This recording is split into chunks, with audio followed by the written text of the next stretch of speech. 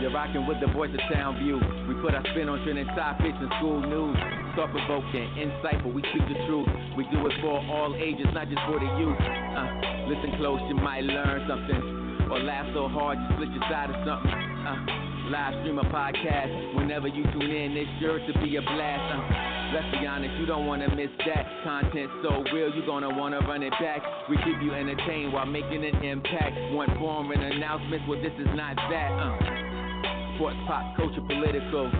Whatever you like, we got you covered, bro. It's a movement more than just a show. It's SBM Radio.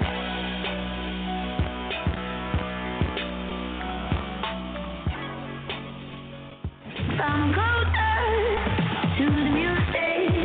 Broadcasting live from Marvin E. Robinson School of Business and Management, Dallas, Texas. My radio station. We are KSBM Radio, the voice of Townview. Hello and welcome everyone to KSBM Radio, the voice of Townview. I'm your host Dante, joined with my co-hosts Jasmine, Art Lover, and Cammie. And today we're joined with a very special guest, Cesar Colón, who is the marketing director for Supreme Lending. Mr. Colón, it is such an honor to have you with us on the show today. Thanks, Dante. It's great to be with you guys. So to get us started. So how would you describe your fondest memory growing up in Dallas? You know, growing up in Dallas was really cool. Grew up in the Oak Cliff area near here. I think growing up playing sports was a big deal for me. So I think being able to be part of a team, we actually traveled quite a bit, so that was cool. Just Dallas was a really cool way. You know, you have so many suburbs, you get to interact with so many people. So I think that's really what made it special for me. So we know that you graduated from School of Business in 2009. Do you mind sharing like a really special experience from high school here that shaped your perspective? Sure. I don't think there was one experience in particular. I just think that once I realized the support that you get here at Townview, that really kind of put my drive into overdrive, I guess.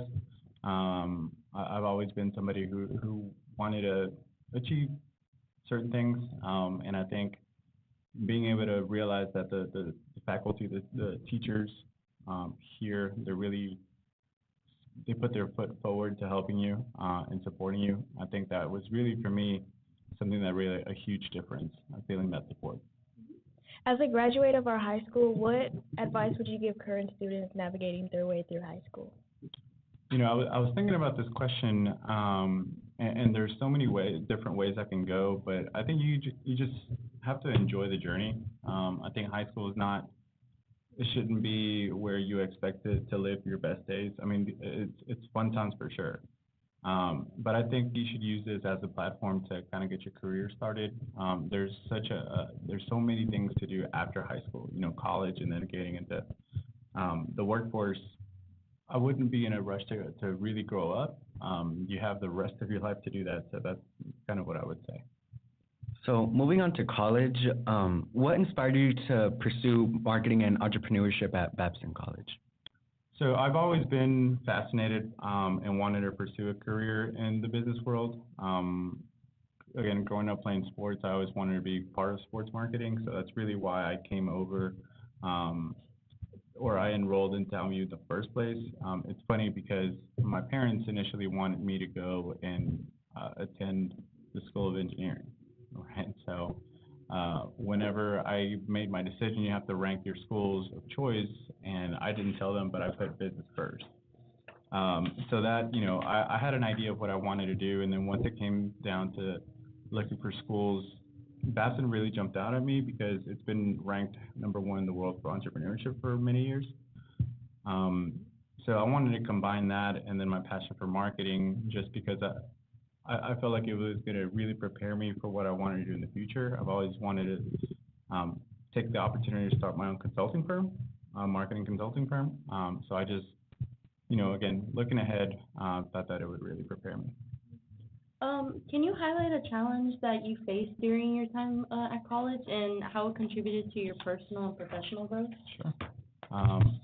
You know, there was a lot of challenges that I can talk about, but I think one is even just outside of the classroom. Babson College is in the Boston area. So just moving away, it meant not being comfortable. A lot of my friends, they ended up going to schools here locally, which is fine. I wanted to challenge myself, but I really didn't know what I was getting myself into when I wanted to challenge myself. It meant leaving everything behind, family, friends, people so that first change, that first move was really difficult. Babson is a private school, so it's a little different. My first day on campus, I remember, and there was kids that were showing up in like these fancy cars, right? Mm-hmm. My expectation of college was, hey, we all got to kind of struggle together. So it was a huge culture shock. A lot of my friends came from wealthy families. That wasn't my case. I was blessed to attend on scholarship, though. My story was a little different from them. So that kind of forced me to grow up a little bit. It forced me to believe in myself a little bit more, just because I didn't, even though I had the support system I've always had, they weren't immediately there. I couldn't just go and talk to my parents, or I couldn't go and talk to a friend. I just kind of had to do it on my own. So that was one like really difficult challenge. There was times where I even thought about maybe transferring to a school here, just because it was so difficult. But once I realized that my future was there and the investment that Babson College made in me, that's when I kind of left Dallas and then just pursued my dreams. Would you say that leaving everything behind was your biggest challenge, or what would you say is your biggest challenge with attending Babson? I guess that's kind of difficult for me to answer, right? One of the challenges initially was to get the funds to pay for school, right? So that was the first challenge. Again, I was blessed to be able to attend Babson on scholarship, and then the challenge of moving alone, and then living on your own. I would say that. And then came challenges of schoolwork, being disciplined. I will say one of the things that, and I can probably, tie this back to some of the advice that I would give current students, is really to learn how to study. That was a challenge for me when I went to school or to college, because I was so used to just paying attention in class, grasping the concept, and then going. There's so much going on in your classes in college that you really have to know how to study. Sometimes I would, have to study for a test, and I just didn't know how. Like, it's not necessarily memorization. You have to be able to learn how to actually apply things when it's not what you're looking at on the paper. So that was another one of those big challenges that I had to kind of learn on the fly, because I was already there. So moving kind of away from challenges, what were some like memorable experiences from college that you? Sure. Being in a new city, even though it was a challenge, it was such a blessing. It allowed me to meet so many different people. One of the really cool things about Babson is that they have students from all over, not just all over the U.S., but all over the world. So I met friends from South America, from Europe, Asia, and then just the historical value that the city of Boston kind of provides. Being able to see kind of where a lot of the first things that happen here in this country in person was really cool. I'm also a big sports fan, so at the time, the Patriots were good, the Celtics were good, the Bruins. I wasn't really into hockey until I got there, so I learned to appreciate that. So it was just a big, successful sports town at the time. Well, it still is, but that was also something kind of like a bonus. So transitioning to your career, what motivated you to start the professional journey in Supreme Lending, and how did you contribute to the growth of the marketing team? Sure. I actually started at Supreme Lending. That was never planned. The plan after college was for me to work at a marketing agency in the Northeast, in the Boston area. But there was a period of time between graduation, or between my final class and graduation, where we call it senior week. And I kept thinking about what I wanted to do with my life, with my career, and it always came back to me wanting to set up my own shop. the more I looked into it, the more I realized how expensive it was going to be to do it in the Boston area or in the Northeast. So I started considering moving back, getting a fresh start here, maybe renting or saving on rent, living with my parents for a little bit. And that's kind of how that transitioned to me moving back to Dallas. And then I needed a job, right? I had a job lined up in Boston. That wasn't going to work out, so I was kind of scrambling after I moved back. And, it was really a family friend that asked about how I was doing, and then the company that they were working at was hiring, and when I started, it wasn't even in marketing. It was just a job. But then shortly after, it was more on the operations side, but shortly after there was an opening in the marketing department. And I don't know if it was because I was super naive or whatever it was, but I raised my hand, expressed interest in it, and they were able to kind of move me over. So when I started in marketing, I was the third person on the team. It was a very small team. I started as a marketing assistant and had to learn everything on the fly. Things moved pretty quickly in the mortgage space, so I didn't have a lot of time to get trained or, just as requests came in, we just had to fulfill them, and I just had to learn as I went, right? So that's really how I kind of started, and then, fast forward a few years, then we grew to like a 10-person team, and I had been there to see the growth of everything. We released a small little flyer portal, and that was a big win at the time. And then we started getting into some social media, and that was a big win. And just, the mortgage industry as a whole, I think, tends to be a little slow when it comes to adapting to technology. So as we grew, we tried to adopt a little bit more. And now I look back at everything that we have at Supreme, and it's pretty crazy to have been there from the beginning. As a director of marketing at Supreme Lending, how do you foster growth, collaboration, and creativity within your team? I think it's important to get everybody involved. I'm a big proponent of including everybody. We all have ideas. We all have things that we can contribute. So I encourage my team to always express those ideas, to share their feedback. I don't like being a leader that's telling them what to do. I always want to bring up an idea, bring up a point, and then have a conversation about it. Because I think having a conversation will bring up thoughts that maybe I missed, and the last thing I want to do is set up my team for failure, or set up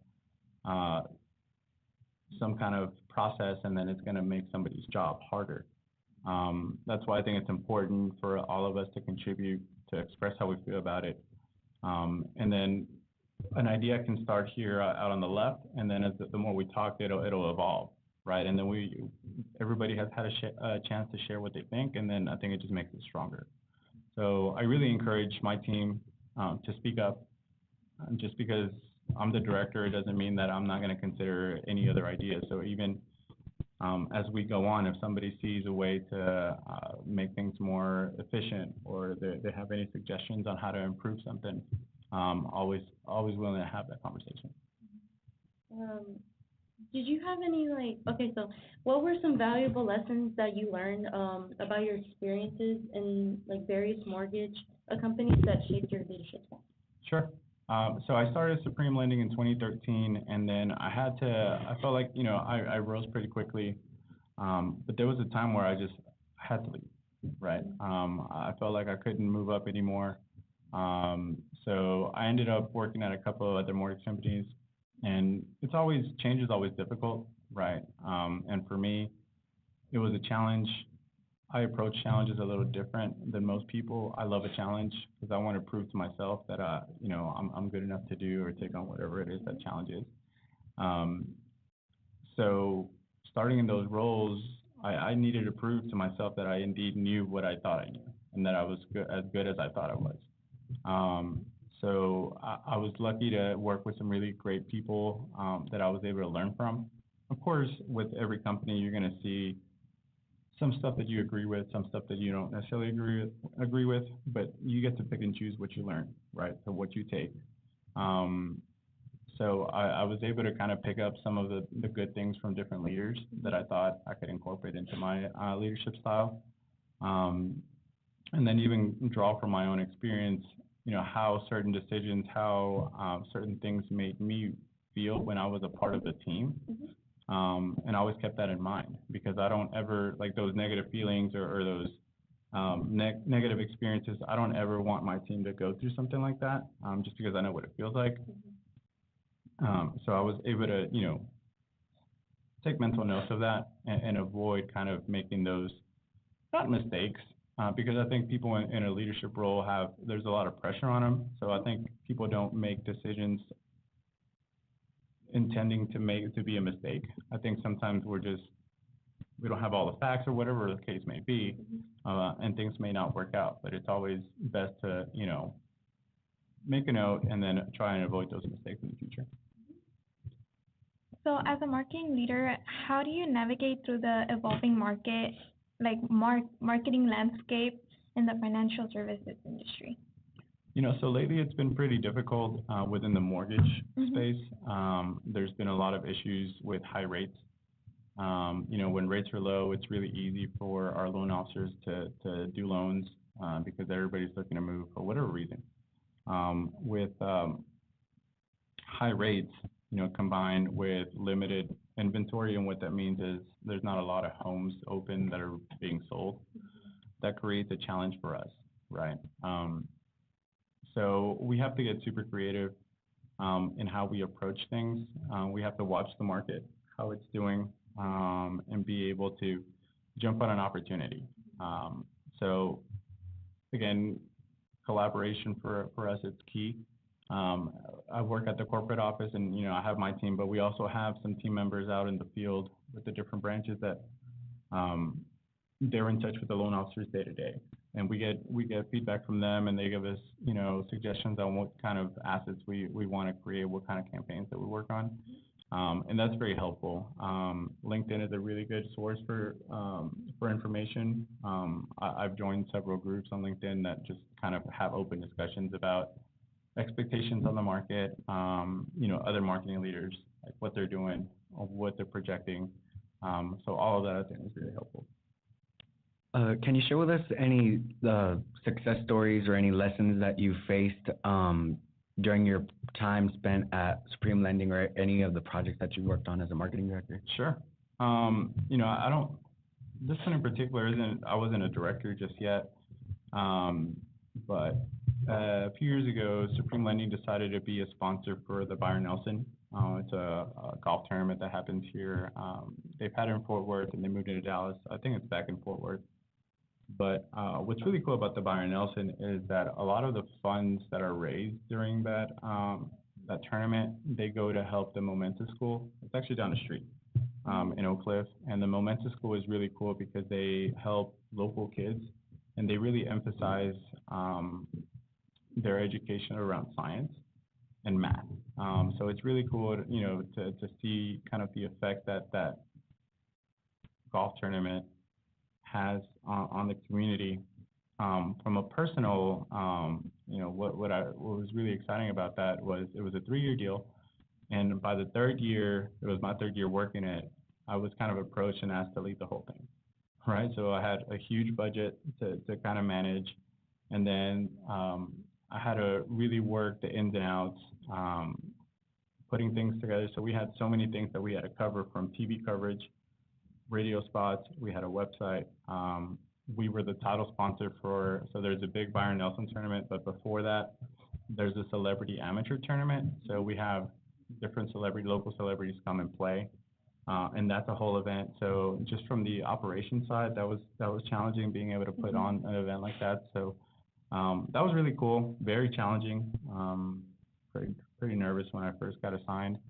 One thing I will say about Supreme Lending, I will always be grateful because I was given opportunities there that I don't know that I would have gotten anywhere else, considering my, lack of experience at the time, just because, a lot of companies with these big events, they want to give these assignments to people that have been there a long time, or that have, a lot of these events under their belts. This was my third event, but it was in a whole different capacity. so that for me, that was huge. That was a huge vote of confidence. And then, a really cool just extra is that every year we were assigned a celebrity spokesperson, right? So my first year was Pudge Rodriguez, who was a Hall of Fame catcher for the Rangers. My second year, it was Moose Johnston, who was a Super Bowl winning fullback for the Cowboys in the 90s. And then my third year was Charles Woodson. And that was cool because I got a chance to talk to him pretty regularly. And so that was really, really cool. Just being a big sports fan in Dallas, that was just kind of icing on the cake. How do you balance your professional life in marketing with your passion for DFW sports and engaging in the local sports community? Sometimes they overlap. So kind of like the tournament that I just talked about. I also got 3 different organizations I've been able to kind of work with the Dallas Mavericks too. And it's really cool when they do overlap. I got a chance to do like an Instagram live interview with JJ Barea one time, which was really cool. So that's really when I really enjoy my job. Away from it, I'm an avid sports fan. I think one of the things that I'm blessed with is my wife. She likes sports too. And that's really big because anytime at home, when we're after work or on the weekend, there's some kind of sports on TV. If she didn't like sports, I think that would be an issue. So I get pretty lucky with that, that she's on board when watching. So yeah, we try and enjoy our time with it. We try and go to as many, we're big basketball fans. We try and go to as many Mavs games as we can. I think at this point she's probably a bigger fan than I am. Kind of funny. So what are some strategies that you use to stay creative and initiative in your marketing role at Supreme Lending, or when you were at Supreme? I talked about collaboration before. That's one of the things that goes, that I rely on for multiple things, and keeping ideas fresh is one of those. My team does a really good job of saying, hey, I saw this other company do this, or hey, I noticed on LinkedIn this was a trend. We're moving big into the video world, Instagram, TikTok, Reels. Just again, I mentioned earlier that the mortgage industry sometimes has been slow to adapt to those things. We want to be a leader in the mortgage space with it. So I think just collaboration, being able to have those discussions, and I think being able to be open to feedback from the field, and not taking things personal when they're like, well, we really wish you guys would focus on this rather than that. And then, again, LinkedIn is such a powerful tool, just because you get to also see what your competitors are doing. I'm a very competitive person, so I always want our stuff to be better than theirs. But you also have to understand and be mature enough to realize that sometimes they have some good ideas too. That's why they're professionals too. It's just being aware, I think, of your surroundings and what's going on, and then relying on some of your leadership. Forecasting is a big part of our industry. I'm not a loan officer or anyone that should really talk about rates, but right now what we're seeing is that rates have been dropping a little bit. So that that tells us, hey, if they continue to drop, we need to be ready to offer marketing assets on refinances, because people they may have bought a house at a high interest rate. If they can refinance into a lower one, that's really going to help them. So just being able to kind of stay ahead of the game is important. So looking back at your transition from college to your professional world, I guess, is there anything you wish you'd known or would have had done differently? Looking back, things played out, I think, really well for me. If there's anything that I would maybe change, would be really pursuing a career in sports marketing. Again, growing up playing sports and just being a huge fan, I would love to be part of that industry. I thought about it for a little bit, but it's so competitive to get in. A lot of times you have to know somebody, or for the different sports organizations, there's just so many spots, right, to work there. So I tried. I think I applied to a couple, didn't necessarily get it, and that was it for me. So if I could go back and maybe try it again, I would be a little bit more persistent in trying to get into those. But ultimately, I think it's played out really well for me. I love what I do right now, and kind of in the situation that I've been put in. I consider myself pretty blessed. So when you graduated from high school, did you envision yourself taking on a leadership role in the marketing industry? I knew I would be a leader at some point. Throughout my childhood and even in high school and college, I always, for whatever reason, I was given the opportunity to lead, whether it was on the soccer field, made captain, or here with student government. It was always something that I, found myself in that situation. I like to, like a lot of people, I like to be good at what I do. I'm a firm believer if you're going to do anything, even if it's just like cooking, right? Cooking a meal, you got to do the best you can do just with that task. And I've kind of applied that to everything that I've done career-wise, and have been able to been put in a situation to lead. A lot of times I think when we're growing up and we say, oh, well, I want to do this, I want to do this, I want to be a manager, I want to be director, I want to be president of this company. It sounds cool until you realize what all comes with it, right? You have to realize that your actions, they affect the lives of people, right? So if people need to take vacation and whatever it is, whether you approve it or you deny it, that has consequences. So I did, growing up, I wanted that, but, I think once you actually get there, it's a little bit more daunting than what you really expect. How did you approach challenges and setbacks in your career, and what advice would you give to young professionals facing similar obstacles? I think setbacks and failures provide the most valuable lessons, at least they have for me, and we're all going to experience those. I think it's easy to feel really discouraged. I think it's really easy to feel that, hey, I messed up, or feel embarrassed almost if you don't succeed.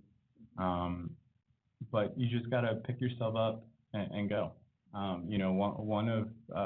One interview that I remember watching was with the late Kobe Bryant, and he talks about, winning a championship and what happens next, right?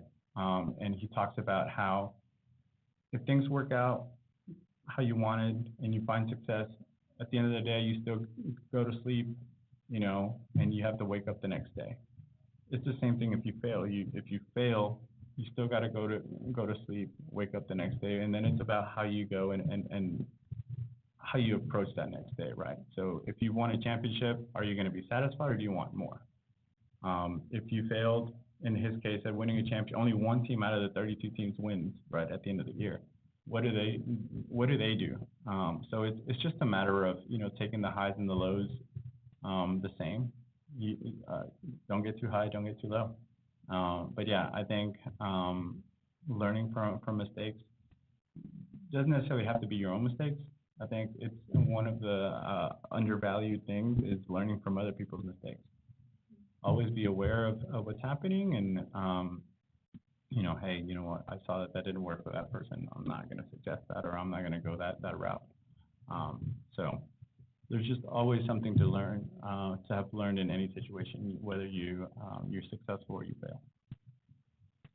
So we know that the marketing industry overall requires a lot of communication, a lot of branching out.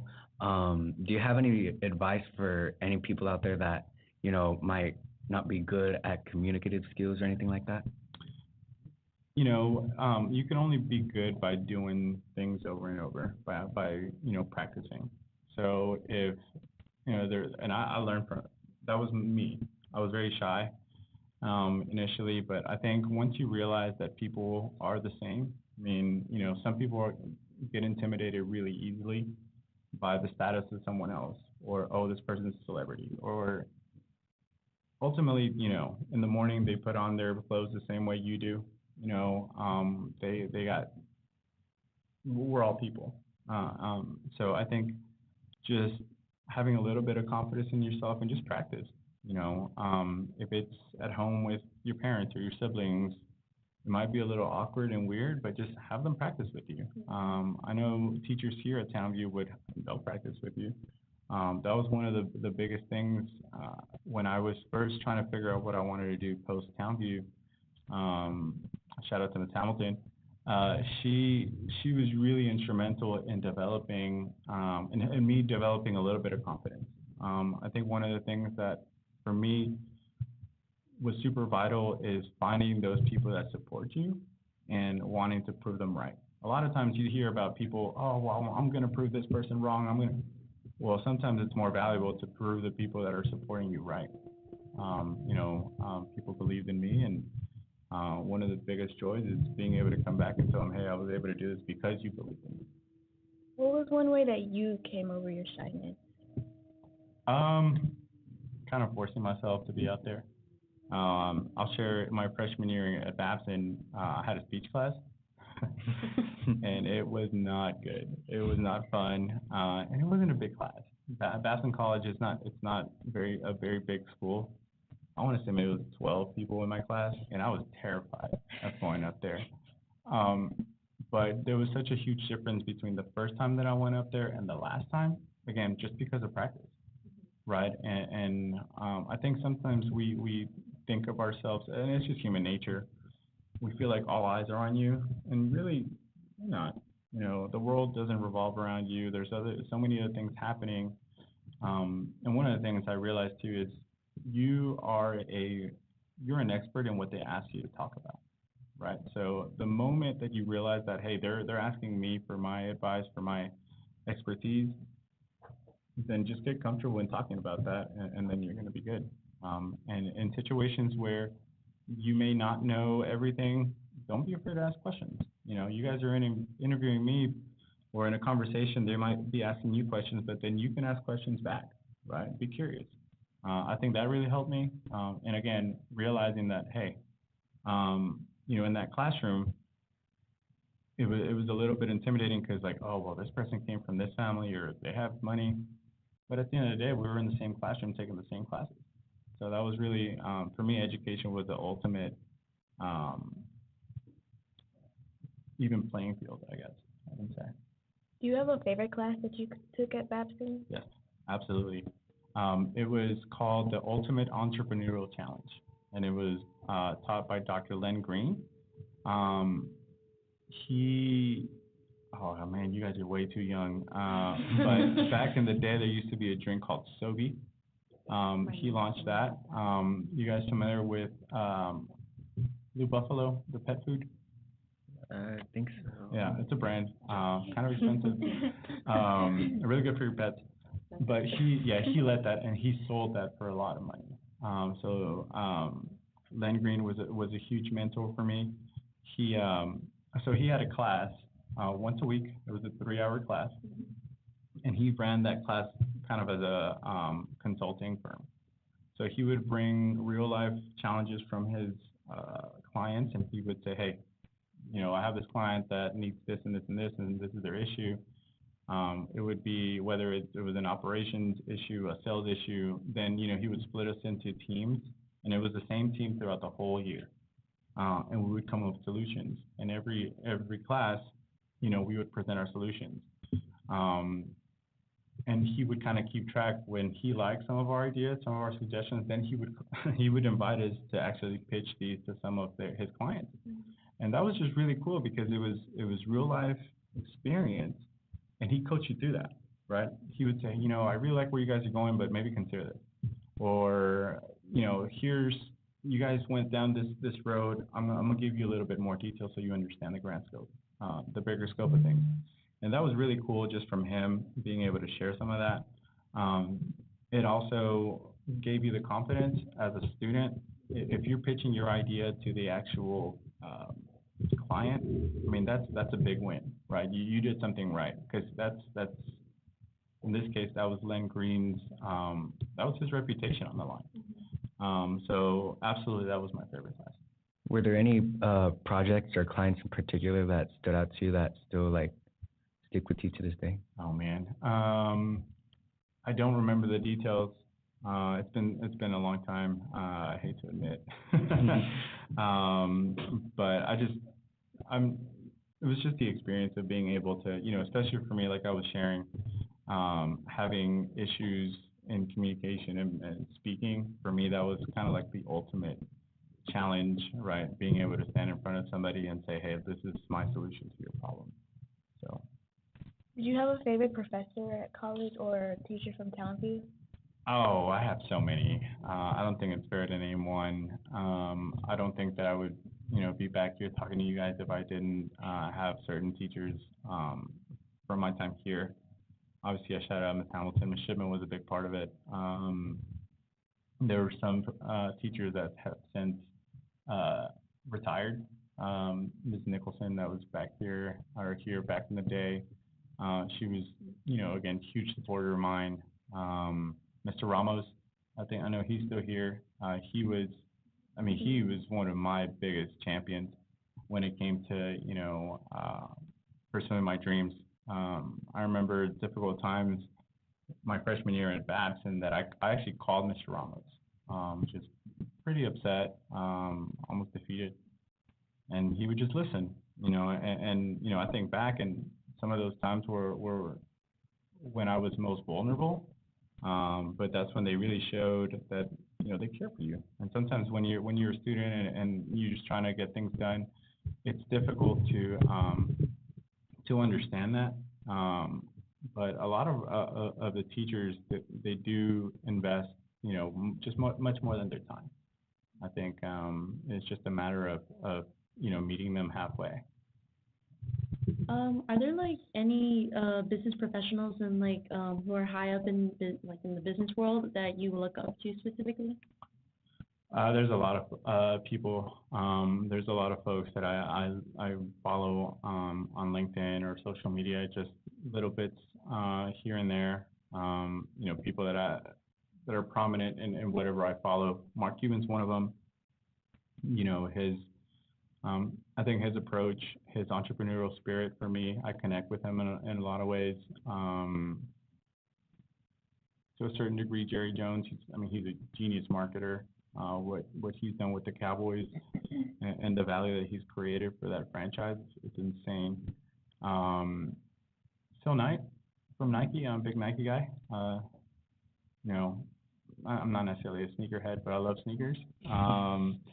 So just, again, knowing how they kind of developed all that has been great. I can tell you all kinds of names, but those are kind of the first few that come to mind just because for me, they're very relevant. Going back to you mentioning the teachers who helped you throughout your high school and college years, is there any advice that stuck with you? Not necessarily advice. Well, actually, it's funny because Ms. Shipman was talking about this morning, Murphy's Law. That taught me to always be prepared for whatever situation. I think if you are always prepared, you're never going to get caught off guard. And you're always going to have, we talk about confidence, right? And how to talk to people. If you know you know things really well, it doesn't matter what curveball they throw at you. But I think, besides just the one lesson, I just think back and again, it's just the support and reminding myself that, those people, some of them stuck out their necks for me, for me to get an opportunity, and they talked me up. So I think what really drove things for me was that support, and I found strength in that when things really got difficult. So we know that, of course, SBM, of course, the marketing industry, and even sports, all those things tend to have a lot of quick changes, and they happen very quickly. How would you say that you adapt to those changes, and how would you say you balance that with your personal life? I think it's one of the, I don't know if it's talent, I don't know if it's something that you pick up, but being resourceful is always something that I take pride in, and in my team, I think we do a really good job of being agile. And what I mean by that is being able to adapt to change. First of all, change is hard. So when we have to change a process, we have to change whatever it is. It's difficult. But, kind of that also, it's always a new opportunity. Change always brings a new opportunity. And one of the things that I've learned from my education at Babson was being able to identify opportunities when there's problems, being able to change the way you perceive things to find a solution or be able to anticipate what may come. So, with change, you just got to be open to different things. I lost my train of thought, but it's just, again, it's just an opportunity for you to show how resourceful you are. For us, the internet's so good because, man, I can talk about this for a long time, actually. With the tools that you have now, ChatGPT, it's a really good resource for you to go and do some quick research on, any topic. You talk about change. Hey, I was planning on doing this, but I have to change to this other campaign. What are the quick points, quick hitters? It's just about being resourceful, in my opinion. Moving on to some fun questions. If you could have dinner with 3 historical figures, who would they be and why? All right. Have you guys seen the movie Air? Have you watched it? I've heard of it, but I don't think I watched it. It's the story of when Michael Jordan signed with Nike. Yeah. So that's actually a really cool story. He wanted to sign with Adidas. So I would have, again, big Nike fan. I would love to have dinner with MJ, and then Sonny Vaccaro is the guy that signed Jordan. And if you guys watch that movie, of course it's it's a movie, so I think some parts were exaggerated, but just the risk that guy took, he bet it all on MJ. So I would love to talk to him just because I consider myself a big risk taker. I don't know to that level, but Jesus, it took some courage. And then Roger Enrico. I don't know if you guys know who that is, but he was the CEO and chairman of PepsiCo and then DreamWorks. Roger Enrico attended Babson, and he's the reason why I was able to attend Babson. So Roger and his wife, Rosemary, set up a scholarship fund for students in Dallas to attend Babson. I got to meet him a couple times, but I would just love to, if I had my 3, he would definitely be in there. He was a giant when it comes to marketing. If you guys get a chance, go and research the Cola Wars in the 80s and 90s. I mean, he hired Michael Jackson. He took on Coke, because when he was at Pepsi. You guys like Hot Cheetos? Mm-hmm. Yeah. He's behind Hot Cheetos. So there's I think it's on Disney Plus. This isn't a plug by any means, but I just so you guys kind of see it's easy. There's a movie about the guy that invented Hot Cheetos. Oh, I've seen it. Yeah. I've seen it. I love that movie. So the executive in that movie, that's Roger Enrico. Oh. So he listened to, maintenance guy, his idea. It wasn't a VP. It wasn't somebody in his marketing department. It wasn't, it was just somebody that had a really good idea. And, I stand here today because, and some of the stuff that I've been able to accomplish is in large part because of Roger. I'm super thankful for him and his wife, and he would round out my 3. So since you're a really big sports fan, what's your go-to for DFW sports events or games, and do you have any memorable fan experiences to share? Yeah, so like I mentioned earlier, my wife and I were pretty big basketball fans, so we try and go to as many Mavericks games. Grew up a huge Dirk fan. So I've been lucky to have been at many of Dirk's accomplishments. So when he scored 20,000 points, when he scored 30,000 points, I was there. I was there when they retired his jersey. I was there for his last home game. So all of those were pretty huge for me. He's probably my favorite athlete of all time. So if you could, go back in time and give yourself, your teenage self, one piece of advice, what would that advice be and why? Don't be afraid to fail, and just to throw yourself out there. One of the things, thinking back, is if I had a little bit more confidence, if I had a little bit more belief, I probably could have accelerated, my career a little bit. Again, I think things played out the way they did, and I'm super thankful and blessed for it. But a lot of times there's hesitation, right? And rightfully so. Sometimes as teenagers or young adults, we don't necessarily know what's coming, but just have a little sense of adventure. Because again, if you fail, then it's just something that you learn from. So I would just go back and tell myself that. And then one thing, you never know who's watching.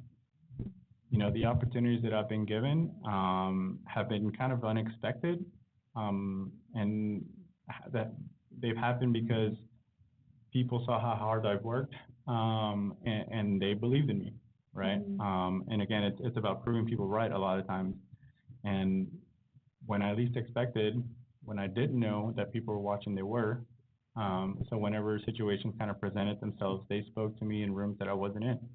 Right. And super thankful for those people. And, that's one thing that I always try and remember. And I think people, students need to realize that at a young age, because, what you can think, oh, well, no one's watching, I can slack off or whatever. I wouldn't recommend it, because there's always someone watching. Well, thank you so much for this amazing advice, and thank you for joining us today again, Mr. Colón. We're genuinely grateful for you sharing your insightful journey through marketing, to your high school experiences, and all that. So to our listeners, we hope you enjoyed this engaging conversation with our special guest. Again, I'm Cammie. I'm Art Lover. I'm Jasmine. And I'm Dante. And thank you guys for listening. See you next time. Bye.